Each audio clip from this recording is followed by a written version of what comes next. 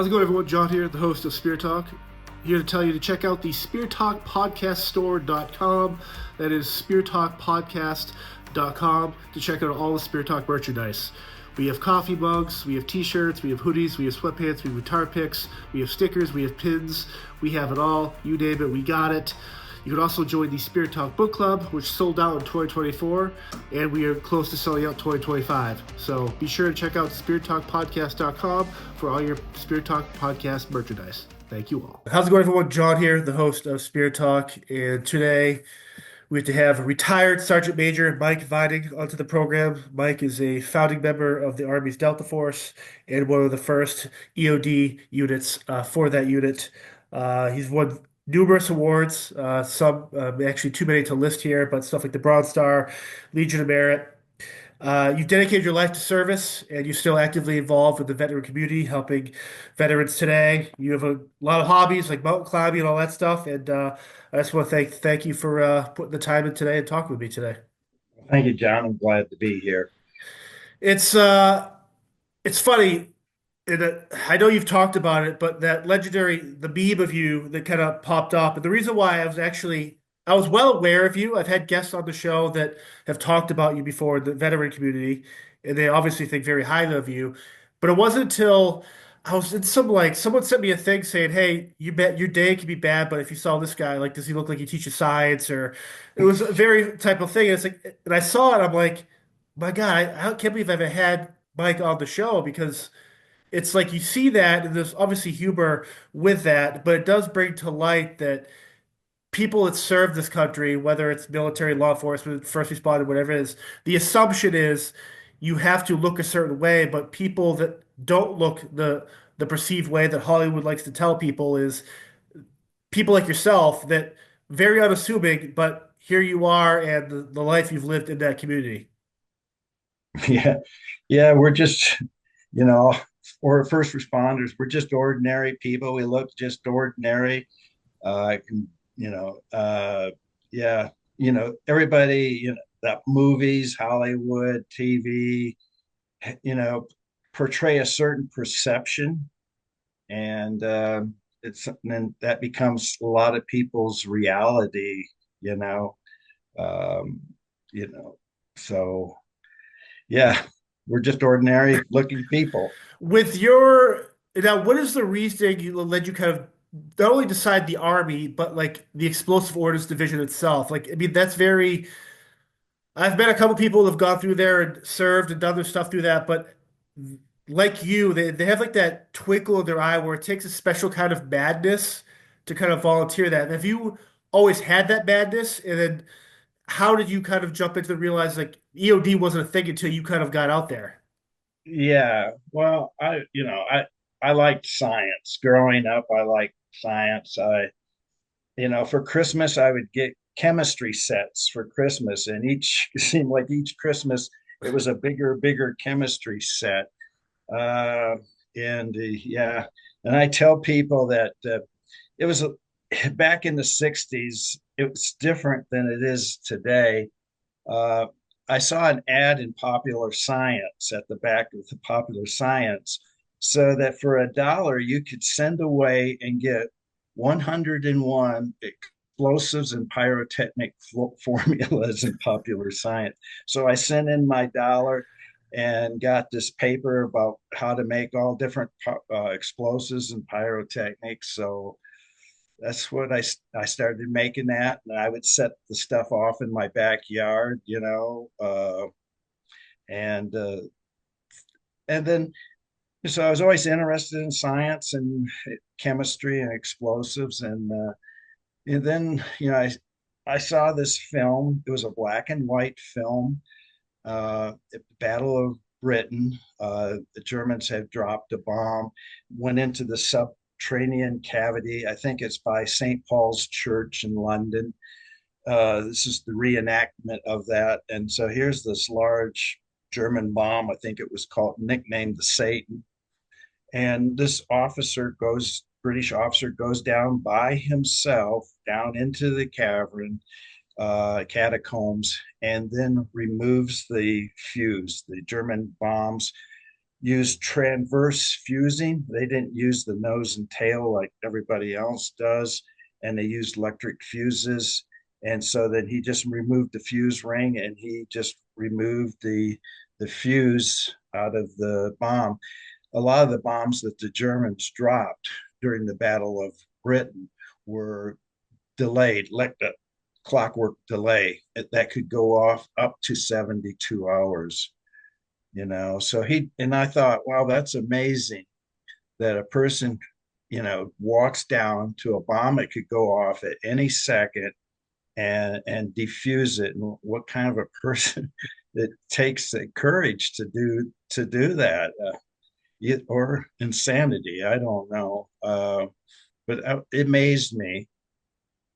So that was my choice. Is when I talked to the recruiter, explosive ordnance disposal was an MOS, but you at back then you could not enlist for explosive ordnance disposal. You had to go into the army and go to an AIT and get an MOS. And then once you have an MOS, then you can volunteer for EOD. And the reason for that was EOD had a high washout rate. And if you washed out of the school, you could be immediately reassigned because you've already had training, you had an MOS, and they could send you wherever they wanted to send you, Korea, Vietnam, Germany. Right. Uh, so the recruiters said probably the best thing you can go into is ammunition renovation, the maintenance of ammunition at Redstone Arsenal, Alabama. And then you learn about ammunition, and after there you can volunteer for EOD, and which I did because um, we back then ammunition renovation people were the ones that disposed of code H ammunition, unserviceable ammunition that you just blow up and destroy. So the EOD people taught us how to blow that ammunition up, and that's where I volunteered for EOD. And so right after I graduated AIT, I went to Fort McClellan, Alabama for 2 weeks, and there you do the chemical and bio portion of EOD. And then I went to Indian Head, Maryland, the Naval Ordnance Station for the surface portion of EOD. And that's how I got started. So the time from when you first started to obviously as you carried through with that field, how often did technology change? How often did what you're trying to do have to go back to the books and relearn certain things? Maybe the enemy's doing something different, or this certain compound is changing, or whatever. Like, was there any type of time like that where you're kind of like how adaptive you have to be to like certain situations like that? Stuff changed. Well, it's when you're in EOD, you were required to go back to a refresher school between the year 3 and 5. Sometimes you have a 2 year period, year 3 and 5, after you've gotten out of school, that you go back for a refresher. So every 3 to 5 years, you have to go back for a refresher course. And of course we did RTEPs, annual RTEPs at Redstone Arsenal. As a whole unit, we would deploy down to Redstone, and we would go through. We do you do training first, and then you go through the testing. And if the unit passed, uh, then you were deployable. And if you didn't pass, the unit had remedial training, and then you had to go and pass another readiness test. So it was still a lot of training, a lot of testing all the way along. When you see like stuff today where it's like obviously suicide vests are still being used and dirty bomb type stuff, is it is it a product of the bad guys just knowing that a simple bomb vest, and I say simple, obviously there's a lot of intricacies to that, but it's still so effective, or car bombs and stuff like that, where it's like, are they just knowing that it's tough to even stop the stuff unless a unit like yourself approaches it first? Like how do the bad guys kick this up a notch? Well, they have bomb makers, bomb designers, and they come up with the ideas. They lay out the blueprint of how to build this device. Then then it's sent out to the other members of their unit. They put it together and stuff like that. But they do have key bomb makers that design the stuff. They're not necessarily the ones that put it together. Other people put it together and other people use it. You know, if it's hard to stop anybody that's willing to sacrifice their Right. life. Um, then that's a very hard person to stop. As it pertains to, obviously you're doing the training stuff, the scenario based stuff, but if you get shipped to somewhere like Vietnam or Cambodia where the terrain, the temperature, the weather, the actual animals you're dealing with in there, does that type of stuff, like how do you train for those scenarios if you're in a tunnel and there's something biting you and you're like, what the hell's going on? Yeah. Well, you only learn so much in school. They just teach you the basics and certain scenarios and stuff. In the real world, you come across a lot of situations and scenarios that weren't taught in the school, and you might be doing this for the first time. No, no, the first time I went into a tunnel was the first time I went into a tunnel in Vietnam. We didn't have practice tunnels and stuff. Before I went to Vietnam, we went through a 2 week RVN, Republic of Vietnam training course. Uh, I took mine at Aberdeen Proving Grounds in Maryland. So, that's where I first learned to shoot an M16 because before that we had M14s. Um, and they teach you basics of booby traps, and you have mock village, hamlet there in the training. But there's so much stuff that we encountered in Vietnam that was not even Yeah. taught in the stuff. So yeah, Vietnam, I only weighed like maybe 130 pounds or something. I'm 5'6".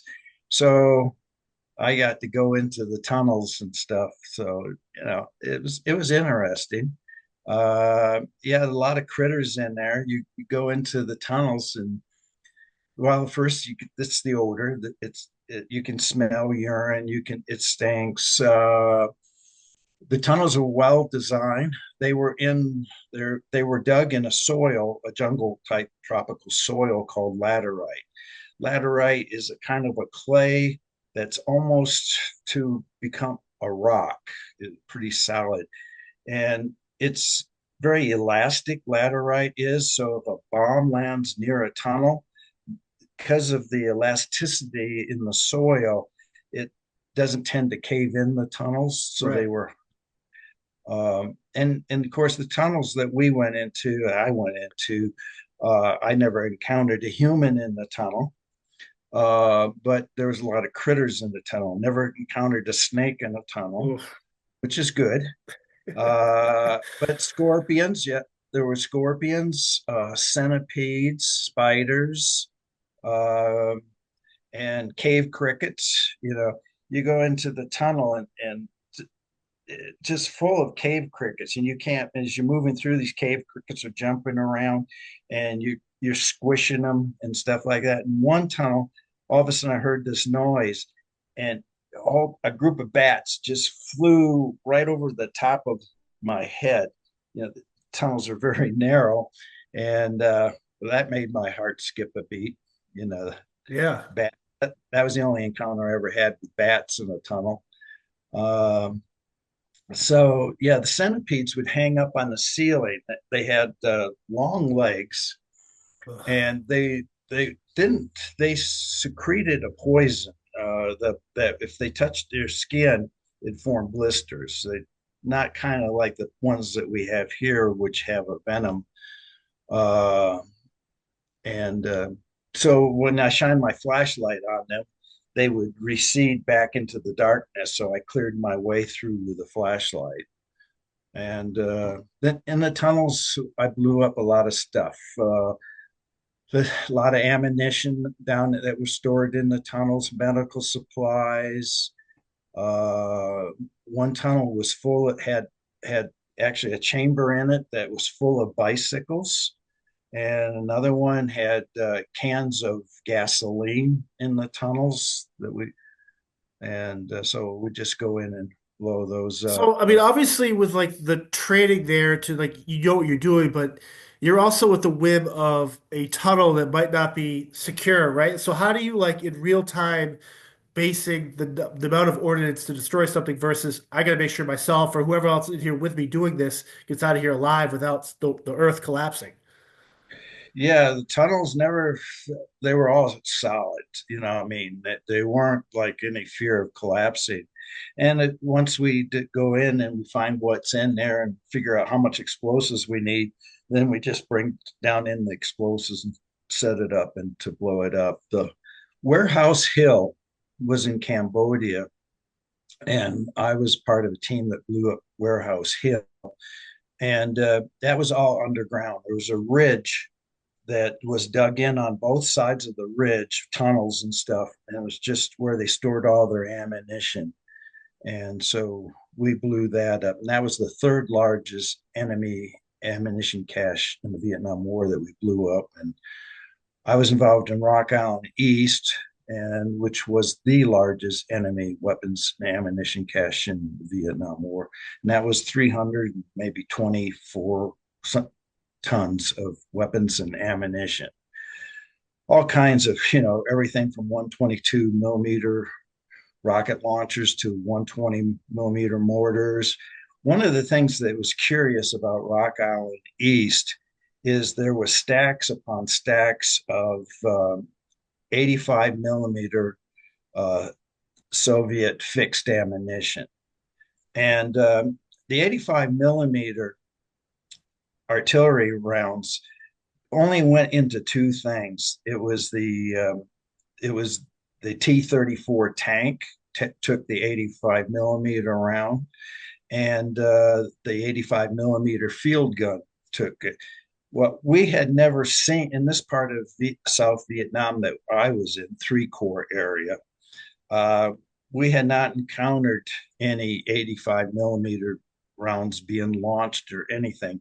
So they were storing ammunition on the Cambodian board inside Cambodia for an invasion, whether they were going to use the T-34 tanks or the 85 millimeter field gun. They were preparing for an invasion. And the reason that we were in Cambodia, now this was June of 1970, Nixon authorized us to go into Cambodia for 2 months.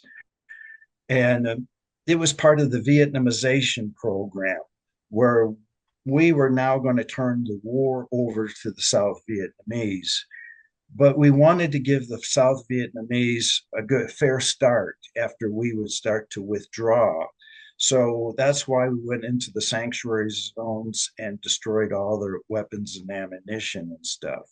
And it was successful for approximately 6 months.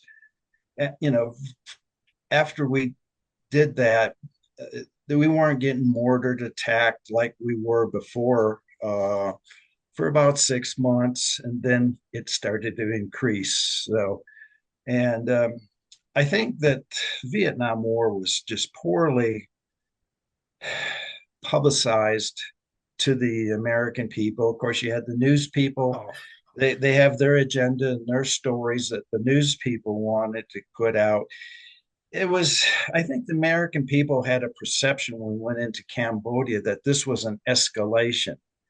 And really, it was a de escalation. We were trying to get out of it, but we first had to give them the South Vietnamese government a fair start. And of course, you had the Kent State incident occurred when we were in Cambodia. They were, of course, protesting that we gone into Cambodia. And yeah, I don't think the government did a very good job of informing the public right. of what we're trying to do. Um, Well, it's and always weird that the politicians that the only skin in the game they have is obviously war equals profit and so and so. So it's like it's always find interesting when you talk to veterans, they're like they're part of this stuff where it's like you have the media that is just shilling the war just to dollar over fist and not realizing the men and women they're serving you're really just pawns in something. So it's just like it's just so infuriating because it's I understand that the war is never going to go away. But I also understand that it's okay to be anti-war and like pro-military. And I think sometimes it gets blurred the lines where the veterans are just kind of used as a pawn Mhm. for a game that no one really wants to play. Yeah. Well, the thing is the same thing happened in 1968 at the Tet offense Yeah, too. You know, here we were telling the American people we're winning this war, and then the Tet of '68 happened, and the perception in the United States is, well, we're not winning this war.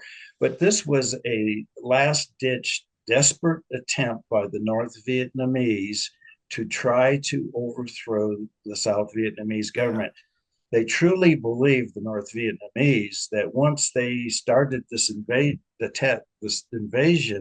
that the South Vietnamese people would also rise up and support this whole thing. And so it really they really paid the price of the North Vietnamese and the Viet Cong for the Tet offense. A lot of the Viet Cong people came out of hiding that were in the streets fighting in Saigon, Quan Tri, and stuff like that. And the Viet Cong regiments were decimated during the Tet of '68. And there are still, after Tet of '68, there were still Viet Cong regiments, which were right. usually filled with South Vietnamese citizens. But after Tet of '68, it was filled with North Vietnamese soldiers. They carried the Viet Cong banner, but most of the members were from North Vietnam. Um, so Yeah, you know, it's just wild. So you eventually leave the military aspect, the army, and then you obviously go back in. But in that time, if you look back at it now, do you regret jumping out for those moments, or did you need to kind of step out to kind of realize this is actually what you really wanted to do? I needed to step out after Vietnam. I When I went into the military, I didn't wasn't planning on making it a career. Right. I wanted to go in, I graduated in '68 from high school. 2 weeks after I graduated, I went in the military. I was 17 years old. My parents signed for me. I was 19 years old in Vietnam, turned 20. But yeah, I when the war was winding down when I left, and the unit that I was at Phuc Vinh, and the unit was moving back to Long Ben, and the writing is on the wall. We're withdrawing from Vietnam, and so I did get out, ETS'd, and for 2.5 years. I got a good job. I worked. I basically I was a press operator. I ran a 500-ton press. I was a lead man. In a short time, I was a lead man on it. We made body parts for Ford. It was Oh, a company that was contracted, and so we did body parts. And so I did that. It was a good paying job in Michigan. One of the high paying factory type jobs.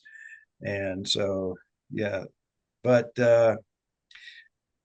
I just couldn't see, looking around, I couldn't see doing this for the rest of my life. For 20 to 30 years, this is not what I wanted to do. And then, of course, the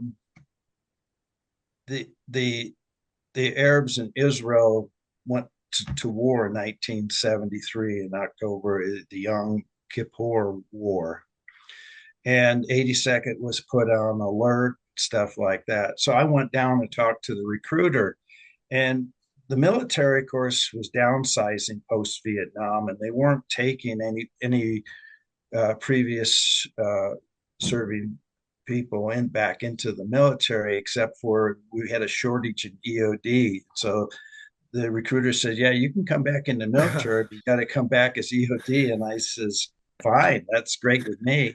He says, "Where do you want to go?" And I said, "Well, I don't know." And he said, "How about Fort Leonard Wood, Missouri?" never been there, don't know nothing about Fort Leonard Wood. Yeah, that sounds good to me. So I had a wife and a baby daughter. At this time, I got married when I was out, and we moved to Fort Leonard Wood, Missouri. And now I lost two ranks. I was an E5 when I left Vietnam, but I had to come back as an E3 PFC. Uh, had I, had I been out for 3 years instead of 2 years, 2.5 years, I would have had to go into basic training all over Oh, again. They would have made me go through that. So I, so I went back in, and then I had to go to EOD refresher because and actually it had been 5 years, over 5 years since I went through the EOD school. So I had to go through the EOD refresher, and then I had to, as punishment, I had to go to nuclear weapons disposal school again for the second time, which was the second time through was a piece of cake. But there was three of us that had same thing. The two other guys were officers that got rifted, and they were EOD enlisted, then became officers, and then they got through. That's a reduction in force after Vietnam, so they could stay in the military, but they had to be E6 as staff sergeants.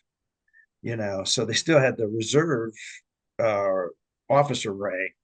And so there was three of us. We had to go through refresher together, and we had to go through the nuclear weapons disposal again. But yeah, it's how vital was it to have someone like your wife in your corner as you kind of jumping back into this? yeah, that was probably a new experience for her having a Yeah, young child, yeah. on Fort Leonard Wood and barracks, and yeah, it was great. And of course, then that was in October 73. Then in 75 was the running up to the election year. And so EOD at that time, Army EOD, today it's joint, but we support Secret Service. Yes. We do all the searching for Secret Service bomb searching, and we stand by uh, in case they encounter anything. So that election year of 1976, we were constantly on the road. The detachment and EOD detachment back then was 10 people. And we out, Midwest from Indiana and Michigan down to Louisiana to Nebraska, South Dakota, the whole region that we supported Secret Service. And we wear a suit, and we have a little Lapel pin. lapel pin that Yeah. designates that who we are. uh, and yeah, that's hard. That was hard because we're constantly on the road. Yeah.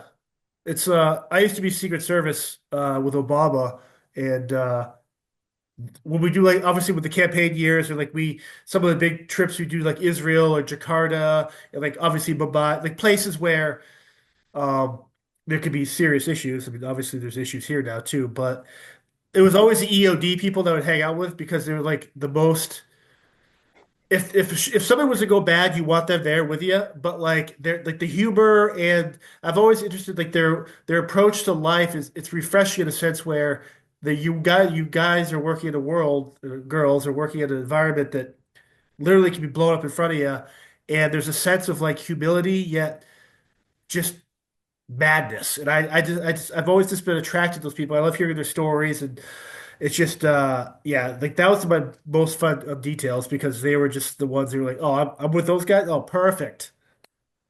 Yeah, yeah, uh, yeah. I don't know if you heard about what happened in Quincy, Illinois, in September of 1976, but we lost one of our guys doing Secret Service support at Quincy, Illinois. Uh, have you I heard? have, yes. Yeah, They actually have that I think 958 Street, DC. I think they have a memorial. They have a plaque up or something of that that gentleman. Um yeah. It Sergeant was Major Ken. car. Was it a car bomb or like a explosion? It was an explosion, right? It was, yeah, it was a improvised explosive device. So Senator Dole, who was running for Ford's vice president. So Senator Dole, his wife Elizabeth, and their daughter were in Quincy, Illinois, to speak at the community gymnasium at the community college. And so there was four of us. We drove up from Fort Leonard Wood to support the Secret Service. You know, once they flew in on a charter plane, we have to check out the rent a cars, that they're going to be using to make sure the rent a cars are safe. And then we check out the hotel, make sure everything in the hotel and the suite that they're staying in, and of course the gymnasium. And then we do all the searches when the public goes through into there. We do the searches. We have no law enforcement authority. There's always Secret Service, a couple of Secret Service agents standing there. There's local law enforcement standing there. And one of the things that, of course, Secret Service does is they just watch people. They watch behaviors and how people are acting and going through security. Uh, and so we did that. Everything was fine. But he spoke at the gymnasium. Sergeant Major Ken Foster and I went out to a restaurant to eat where everybody retired back to the hotel. And then we heard an explosion when we were at the restaurant. And that was just it. There was a large explosion at the town. It was actually at a bridge. And then later on that night, there was three more explosions real late at night in there. And so they sent people out to investigate. Everything was fine. Uh, no connection with these explosions and Senator Dole's visit. Then we went to the airport in the morning and we checked out the terminal and the airport. All the luggage we checked out the charter plane, all the luggage that was going to be loaded on the charter plane. And then just before departure, 10 minutes, a bomb threat actually came in against Senator Dole. Secret Service turns to us and says, okay, what do you think about it? We did our searches. We Yeah. feel comfortable with our searches. It's good to go. Senator Dole got into the plane and took off. So technically, at that point, we were released from Secret Service support, but we're still, still TDY, still on this mission. So the county sheriff asked us if we would go out where the three explosions occurred at a coke compressor factory, and just for us to look at the site of the explosions and see if we can determine anything from our experience of what took place there. So when we went out to the coke compressor factory, we were notified at the gate that they had found another improvised explosive device that had not gone off. So the fire department and people did searches of the area where the explosions were and found it was a tractor trailer, 18-wheel tractor trailer. And then there was a whole parking lot of trucks that were parked right tight next to each other. And these trailers are a huge compressor and has sliding doors. So the fire department, they open up the sliding door, look in there. There's sticks of dynamite, a Gee. clock right there. And so they did take a Polaroid picture of it, and then they slid the door closed instead of leaving the door open. For whatever reason, they decided to Oh, close the door. Uh, so we get there and we see the Polaroid, not very great picture. I just remember seeing several sticks of dynamite, a clock, one of those old fashioned wind up alarm clocks, it had a screw in the yeah. face type thing. And then you could see a Kmart 6-volt lantern battery had the Kmart brand on it. And of course, that clock was also sold at Kmart.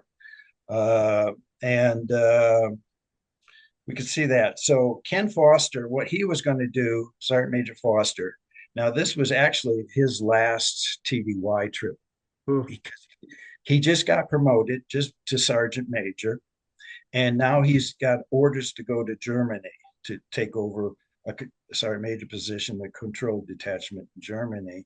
And that was going to be his final, Germany was his final retirement site assignment. So he said he'd go down. He's a senior ranking person. He said he'd go down and do a recon. Um, and that's all he was supposed to do. With the three of us that were part of the team, we were preparing the equipment, and so the arson inspector from Illinois was there now, and so he wanted to go down and see, but he was going to stay back a little ways. And the other two guys, I stayed with the equipment. The other two guys were on a hill overlooking where Sergeant Major Foster was going.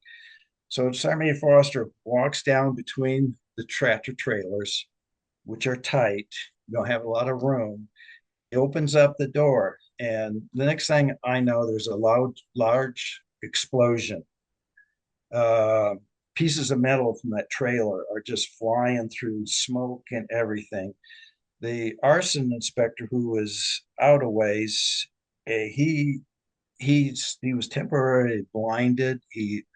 Eardrums were ruptured, couldn't hear.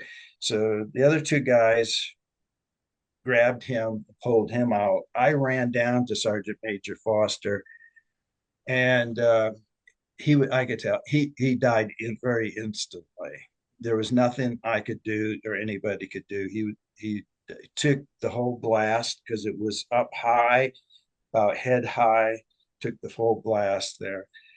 And we don't know what happened. My looking at his body, I determined that he decided that he would do something instead of, so Yeah. obviously all these bombs were supposed to go off at the same time, roughly the same time. This one failed to go off. It was so, and what the hand probably was pretty much next to the screw, but wasn't making final electrical contact because a lot of your alarm clocks, the hands are painted or got enamel on it, and unless so doesn't make necessarily good electrical contact. So what you had was a time delay device that now has turned into an anti-disturbance device.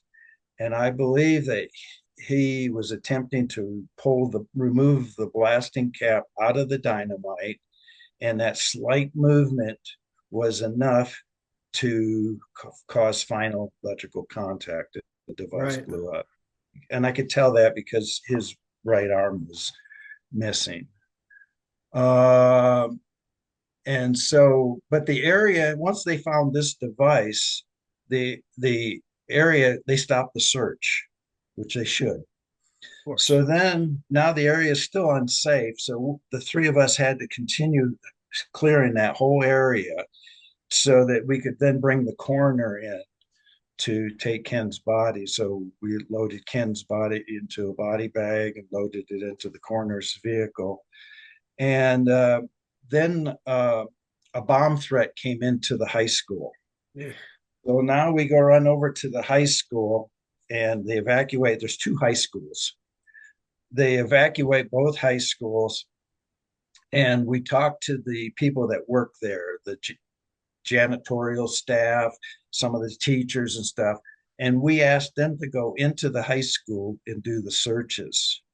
And if they see anything that's unusual, out of the ordinary, just leave it, come back, tell us, and we'll look at it. To search a high school, there's only three of us. To search a Yes. high school, with everything, bags and all that kind of stuff, uh, only the people that work there would have a good idea of what looks odd and strange. So we did that, and then another bomb threat came in to some business down, and so we had to Ah, go down to that, and then of course different people came in. A bomb squad, police bomb squad from Springfield, Illinois came in, and another bomb tech came in. Then eventually we were relieved by the 50th EOD detachment at Granite City, Illinois, came up to relieve us. Then we went to the coroner's office and picked up Ken's personal effects. And so then we drove back to Fort Leonard Wood, we in one of, so when we drove up there, there was four of us in my vehicle. When we left Yeah. Quincy, we drove, there was only three. Um, the strange thing about the bombings had nothing to do with Senator Dole. It was a coincidence. This guy, I think he was 28 years old or whatever, him and his wife were separated and she was filing for divorce. And she worked at the Coke compressor factory. Now, the bomb that went off earlier at the bridge was, I guess, an experiment, a test. And then he had some kids, teenagers, help him plant the bombs at the Coke compressor factory. What he was wanting to do in his mind was he wanted to shut the factory down for a period of time so that his wife would be unemployed and that she would then come back to him because she was unemployed. And they had a small daughter too, a baby. And that's what he was doing. He was wanting to shut the factory down so that his estranged wife would then come back because she needed no money. Yeah, the guy, of course, was arrested and went to jail. He since has passed away. But a few years ago, I was contacted by the guy that planted the bombs, by his daughter. She was a baby Wow. at the time. So she contacted me and she said that she was wondering if I would tell her the true story of what her father did. She's heard so many other stories. And so I did. I gave her a copy of my report that I wrote up. I gave her copies of the PDF scans of the newspaper reports and Yeah. that stuff. And then she actually provided me with the court transcripts. She went down to the courthouse and so I got a copy of the court transcripts, which I didn't have before. And I've tried to locate. I contacted the Quincy, well, the county sheriff there, Adams County, I think it is, and to see what they still had on file and whether they had the Polaroid and but they hadn't gotten rid of everything, Right. so nothing on file. Well, so someone like yourself, and obviously anyone that's with EOD, the stuff you see, you're part of, the bloodshed, the violence, is like, how do you kind of release yourself, like for you to, like, your friend gets killed where you're at, and how do you like or deal with like that type of like, because you have to go in there and go to a high school now and do your job or whatever, and you just witnessed a friend die. Like, how do you kind of like break that down in your head and be like, I still got a mission to do? Yeah, you do. You just we were no, we didn't really have any time to think and reflect. It was one thing after another was happening there. I don't know if these bomb threats were just people Yeah. calling them in. They had no connection with, but it was a good way, I guess, to get out of high school for the day. Anyway, yeah, it's just you just stay busy. You focus on your training. You have a mission to do, and it's not you're not done. It was only basically until we got that drive back. It was I looked it up. It was just over 200 miles from Quincy, Illinois to Fort Leonard Wood, Missouri, and it was just that was the time where the three of us spent in that car, going over everything that and processing everything. And of course, when we got back to Fort Leonard Wood, it's all the all the other team members and families, and it was a hard time. And Ken was buried in North Carolina, Salisbury, North Carolina. So we flew there for the funeral. We were pallbearers at the Yep. funeral and stuff. Since then, Ken's body's been moved back to the National Cemetery there at Fort Leonard Wood. His wife stayed.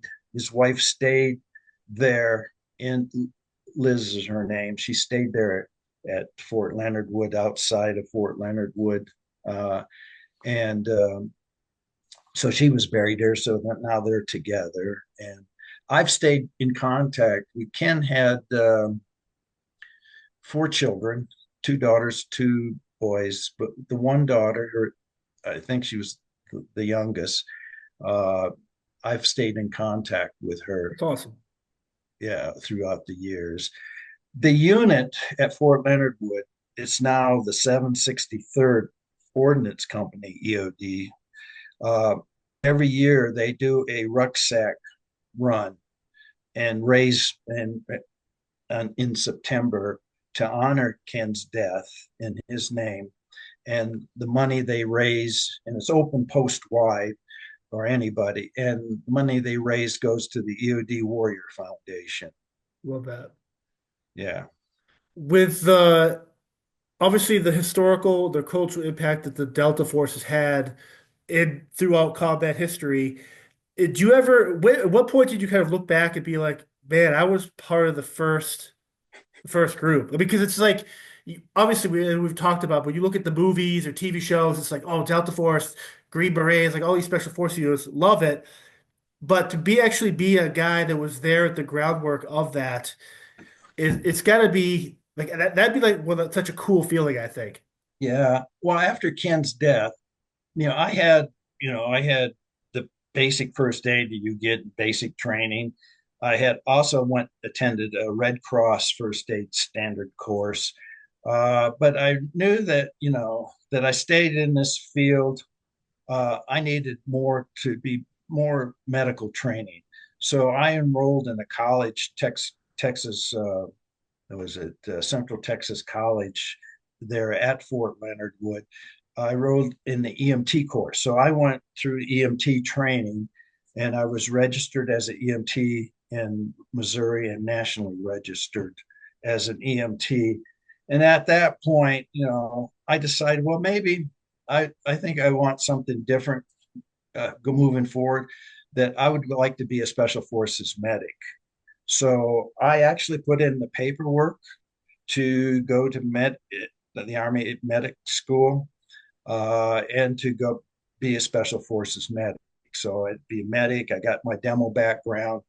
So I was all set, had a school date and everything to go into Special Forces as a medic. And then my sergeant major called at the Control Detachment, says, Mike, they're forming a new unit up at Fort Bragg, and they're looking for 6 EOD NCOs, and preferably if they had combat experience, that's a plus.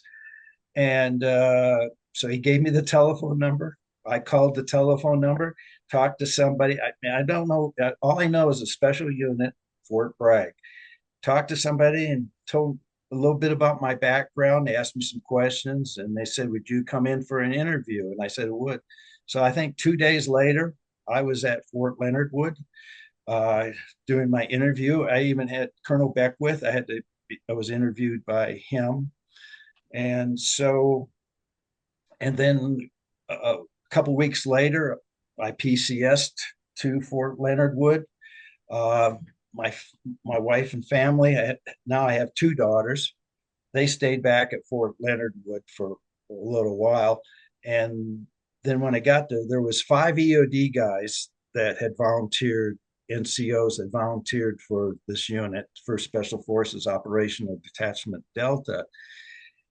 And we were immediately going into OTC1. They had already run several selection and assessment courses. So now they were starting up OTC1. Beckwith wanted 6 EOD people in the unit as operators. He wanted everybody that could be operators first.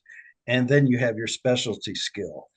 But because they were starting OTC one, he wanted us five to be an OTC one, with the caveat that we still have to go to selection and assessment, and we still had to pass it. There was no freebies. Everybody had to go through selection and assessment. We just did it backwards. And so, of the five, only two of us made it through OTC one, Dennis Wolf and myself. And when the same thing happened, starting OTC two up, there was five EOD techs in OTC two, and only two made it through. Well, now the four of us had to go through the selection assessment, and that was the fall of '78. And that was the last time that it was done at Uwharrie National Forest there in North Carolina. Yeah. And so only three of us made it through selection and assessment.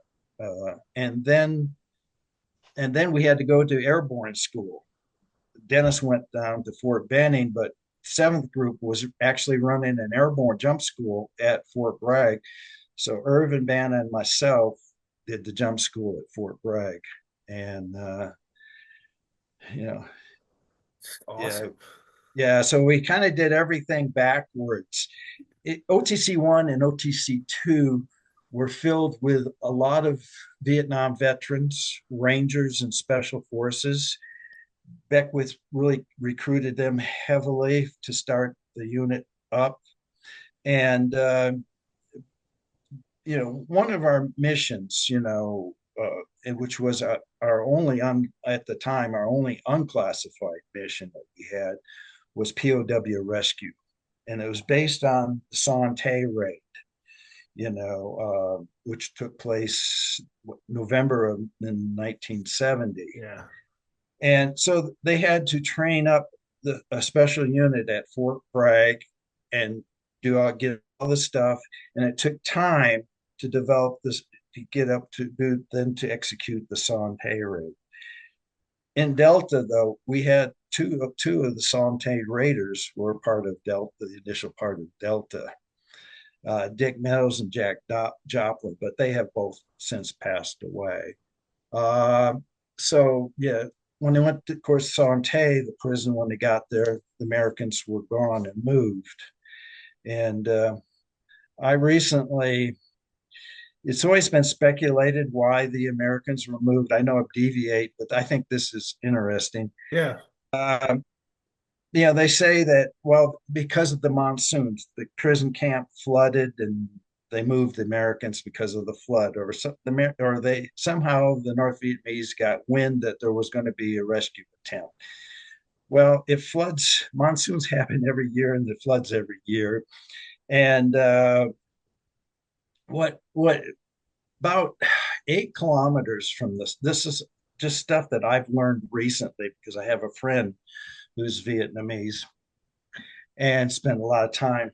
Right. He actually was the American Coca-Cola representative in Vietnam, and so he's up. He knows a lot of people, political and the senior military at the time, and about 8 kilometers away from Sante, they were digging a underground command and control bunker complex. The Soviets were actually building this underground bunker complex. This is I got this information from him, and so the Soviets were monitoring all the air over North Vietnam, and so they saw an uptick of U-2 and SR-71 flights going over the Sante prison. Uh, what the North Vietnamese were worried about is that they would discover this underground bunker complex. And so that's why they moved the prisoners, because they thought that they were being focused on the prison camp. And so that's why they moved the prisoners, Interesting. so that this wouldn't be. And then the other thing is that when the Sante Raiders came in, there was a schoolhouse with around 300 people in it that attacked the Raiders, right?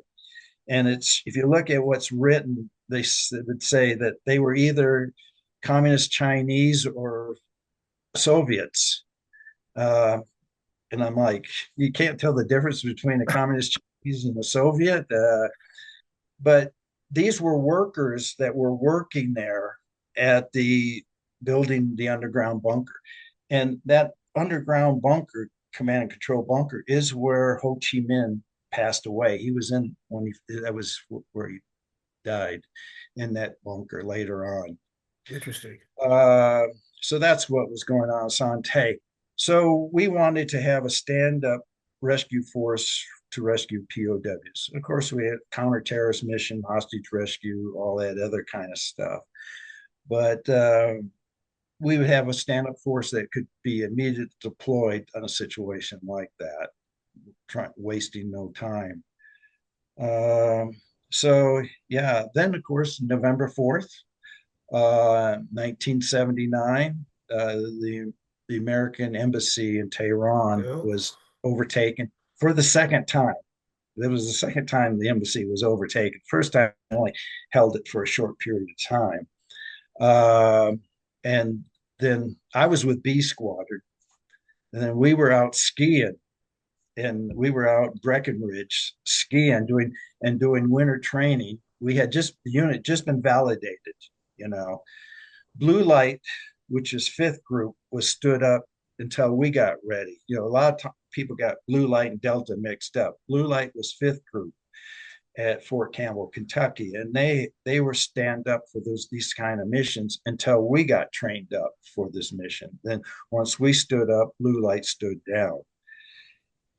And so we got called back, from our ski trip and went into isolation there in Virginia, Camp Perry at the farm, and started the process of developing a rescue plan for the hostages. Initially, there were 66 hostages, American hostages, did, and then they released some of them. And eventually, when we executed the mission, there was 53 hostages that we were going to rescue. Now, if you see documentaries, you read anything saying that we were going to rescue 52 hostages, and that's a burr under my saddle, is we weren't just going to rescue 52 hostages, we we're going to rescue 53 hostages. And how this story of 52 and 53 got mixed up is that 52 hostages were released on the final day after 444 days of captivity on January 20th, 52 hostages released. But 2 months, let's see, April. So we executed the mission in April of 1980. And then July, one of the hostages got really sick. A guy named, his last name was Queen, uh, developed a severe illness. I think he had multiple sclerosis, is what his diagnosis was. But the Iranians were worried that he would die on their watch, so they released him. And so at, that was in July, several months after our mission. So then at that point, there was 52. right. So I always want to correct. Yeah, yeah. How has your definition of leadership changed throughout the years? And I know you've spoken about before, like mentorship versus leadership, but as you've got older, got closer, and eventually left like the army life, retired, did your definition of that type of leadership change throughout those years? No, I am still mentoring uh, some of the people that are getting ready to go into It's EOD awesome. school, that were in EOD school or are out of EOD school. I just got contacted by this young person. He's a ROTC senior here in Colorado Springs at the University of Colorado Springs, and he's going into the EOD field. So his dad is a former unit member, and now his son is going going into the army, and he's going in EOD. He had a friend that was ahead of him that went into EOD, and that's inspired him. And also, he's heard some of my podcast stuff, and I've had people contact me, and even some officers in West Point that want to go into the EOD program and contacted me, and and so and I give them all the information that I have. I got a lot of historical things that I've written on EOD, the EOD lineage, history, and badge type things that gives the whole history from 1942 up to the present. And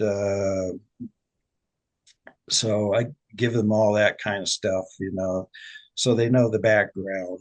And I get contacted by different people in either in high school and in college. They contact me, they find me on the internet, and they're doing a paper on leadership, for example, and want things. So I give them Yeah.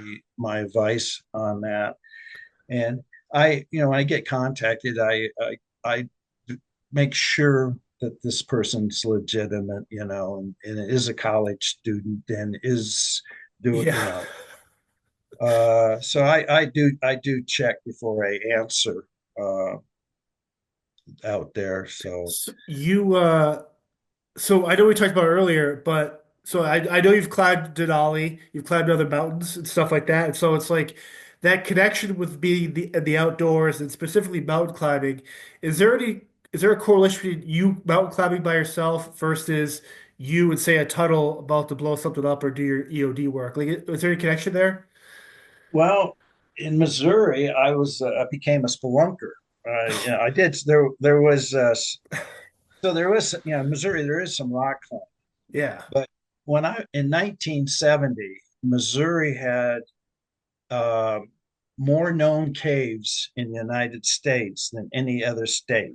This doesn't hold the title today, but in 1970s, Missouri had Pulaski County, where Fort Leonard Wood is the third most has the third most caves in Missouri. And I got into spelunking.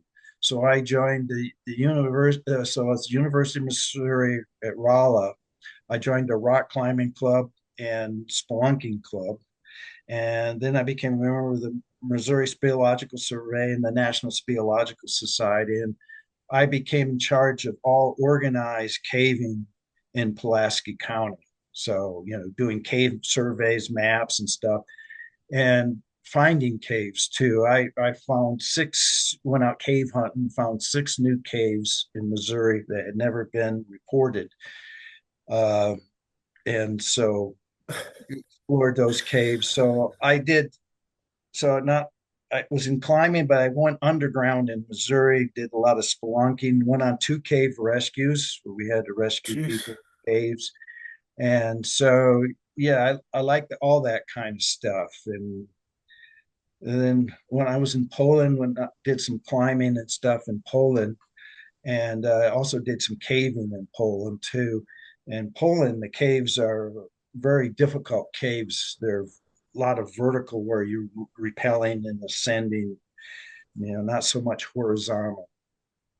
So yeah, I use every chance I got, I would go climbing, on weekends and stuff like that. And then on any trips that I was on, I'd go climbing on trips.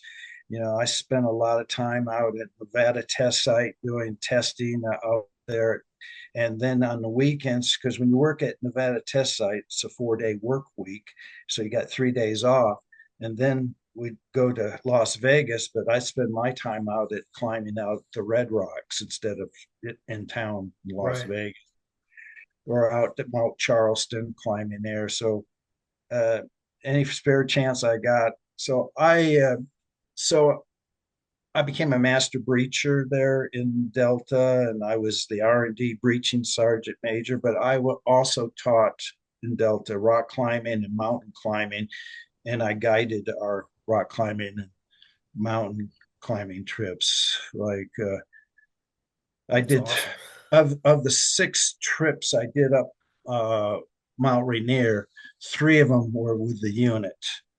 Did two. We took a squadron up Mount Rainier twice. The squadron, and one of the teams, A squadron teams, uh, I led up the Liberty Ridge route on Mount Rainier, and the Liberty Ridge route is one of the most difficult routes on Mount Rainier.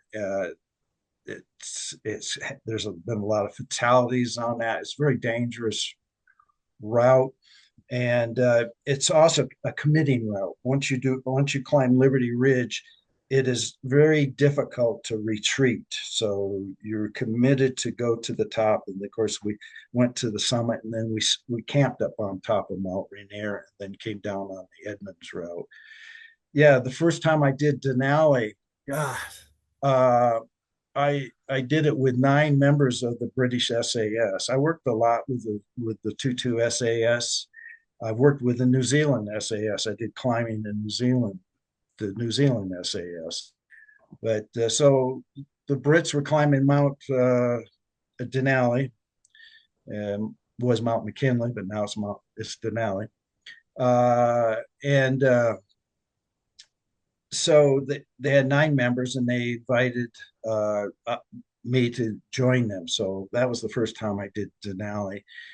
It, they were all experienced climbers and skiers and stuff. So we skied, took our skis all the way up to the 14,200 foot camp.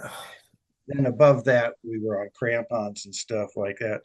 Most people that do skis leave their skis down at the 11,200 foot camp because it gets steep after that. But we did that, and of course, there's been people that skied from the summit, God. but those are Yeah. exceptional people. So, yeah, it was great working with the SAS. I've done a lot of climbing with the SAS, and so yeah, all 10 of us made it to the summit. It took us 15 days to get up, and then 3 days to get down. And oh, the conditions on the mountain were terrible too, especially on skis, because that a volcano had gone off, Redoubt, and all this ash had gone on up there on the mountain on Denali. This ash, dark ash, in which the sun caused the ice and stuff to melt, and these sun cups. Normally sun cups are not very big from the sun melting the ice, but these were like bathtub sized sun cups. And then you're roped together, you're on skis, and you're pulling a sled. Uh, Very challenging. Uh, and then the sled would go into one of these sun cups, and then when you're skiing, you got partner on rope together, because for the crevasses you have to reach over, and your sled would be upside down, flip it while you're skiing to ride it back up and continue on down. Yeah, it was. And the second time I climbed it, and that was 1990, was 1994. And I saw in the magazine, it was Outside Magazine, that they were putting together, they were going to do, a group of disabled people with various disabilities were going to climb the highest points in all 50 states. And they were going to try to set the record. And the record was, I think, around 106 days to do this whole thing. And so they had this, I saw this article, and I thought, oh, this is a really neat thing that they're doing. And so I wrote the group and sent them in my climbing resume and said that I would be interested in helping out any way I can help out with this group. And, well, they never got the funding, but this one guy, Todd Houston, who is a leg amputee, still wanted to do that, and he got funding. And so he had a partner, and so he saw my resume, and he asked me if I'd guide him up Mount Rainier. And I said, yeah, I'd do that. And also, he contacted Adrian Crane, Adrian Crane was the previous record holder. So Yes. Adrian said, "Yeah, he'll support it too." And so Adrian was the leader. I was the technical climber, and then the four of us did it. So it took us 12 days to get up to the top and 3 days to get down.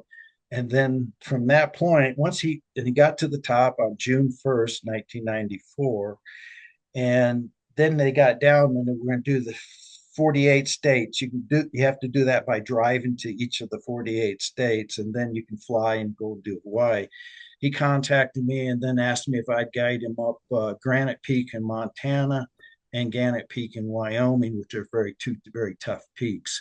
And I said, yeah, I'd do that. So he actually contracted a congressman, his congressman, that and he congressman asked the army if I would guide him up there, and so I got permissive TDY from the army to leave and guide him up those two climbs. And uh, they did it. They broke the record in 67 days. They did all 50 state high points, and he still holds the record for a person of disability uh, doing it and unsupported. It was just basically him and the other guy that did all Yeah, the just drive. Now you can have guides and stuff like that. And so yeah, that was interesting. He wrote a book, More Than Mountains. They've actually written a screenplay and trying to sell it to make the whole thing into a yeah, what an movie. awesome story. Yeah, he does. He does these talks. What do you call? TED Uh, Talks, like yeah, he's did the yes. TED talk. Yes. Yes, yeah, Todd Houston TED talk. You can Google that. He's a very good speaker, and did a really excellent job at a TED talk. So I love yeah, it. but to me, climbing was a means of escape, you know, from doing what my everyday job and everything. Because when you're out climbing, rock climbing, or whatever, your total focus is what you're doing right then and now. You're not thinking about anything Yeah. else. And yeah, so when I met my wife. Uh, so I started doing the 50 state high points, and I met her on Guadalupe Peak in Texas, my future wife. It was still dark. I was doing testing out at New Mexico Tech at Socorro, was doing some explosive testing out there. And then I took off to do Guadalupe Peak in Texas, the highest point in Texas. And I was on the trail. It was early morning. It was still dark, but I could see that somebody was ahead of me on that trail with a headlight. That met my future wife. That's And awesome. yeah, we're there. So she and I did a joint podcast with the EOD Warrior Foundation about our meeting and our life after the military. And that's going to be released. That podcast is going to be released at Valentine's Day coming up Awesome. from the EOD Warrior Foundation. So they like that story. And of course, we got engaged on Mount Rainier, and then we got married on Mauna Kea, the highest point in Hawaii, right? Hawaii. Uh, we went up to the top, exchanged our vows, went down to the Kilauea military rec camp, and the chaplain married us there at the chapel there. It's awesome. I just watched a documentary on, I think it was Everest, but it was basically the the economic impact of mountain climbing, and like I guess they focused on the trash that gets left behind on like Everest. But that was a part of it. The other part of it was, and obviously something you could tone to, the amount of death that happens on these mountains. Whether it's poor planning or they're not listening to their bodies or it's a suicide mission or they're escaping depression or whatever and something bad happens. It's like you have that piece of mountain climbing, but there's also like the dirty part of it too. It's like obviously Yeah. the trash thing threw me for a loop because I'm like, man, I Oh never yeah. realized the amount of tents and human waste that gets left behind on these places. Yeah. Well, of course like on Denali, you got to bring everything down. Right. Now, when I did Denali, you were allowed to take your poop, put it in a bag, and throw it in a crevasse. And I always thought that's strange, but it's gonna, but now you've got to bring it out. It's really gotten really clean. Now, like when I would took Todd and his partner, and I took him at Talkeetna. That's our jump off point in Alaska. I went out to the cemetery, took him out to the cemetery. There's a climbers Oh, portion wow. of the cemetery in Talkeetna, and then there's a board up there with a list of names of everybody that's died. Now, there are still a lot of people that have died on Denali that are still on Denali, but there's a board by year Mhm. listing names of everybody that's died each year. Then you got the cemetery there and stuff like that. So I took them out before we did the climb. I took them to the cemetery. That way, I got their full attention. I got how serious what we are doing is. So yeah, so I Yeah. knew they would listen to Right, me. right. And yeah, and then we had two people actually die when we were on the mountain. We were at the 14,200 foot camp, and a storm came in, and then there was these two people from South Korea, two climbers. They were going up fixed ropes up to the 16,200 foot camp. Everything on Denali seems to be at the 200 foot level, all the camps. And so they actually died on fixed ropes from hypothermia. Oof. They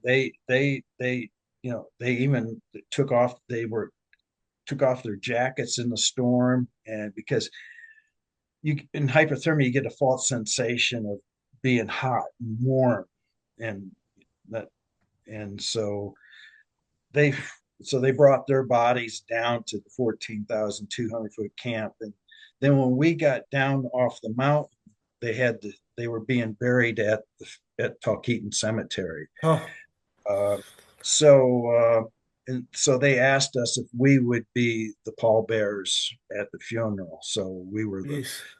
and yeah, it was. They had their family come from Korea that was there. They brought some soil from Korea. They I guess it's Koreans. If you die outside the country, they don't Yeah. bring them back to the country, and so they were buried at the cemetery there, and they poured some dirt from Korea. And of course, we used climbing ropes to lower their caskets into the ground. So we did that. Jeez.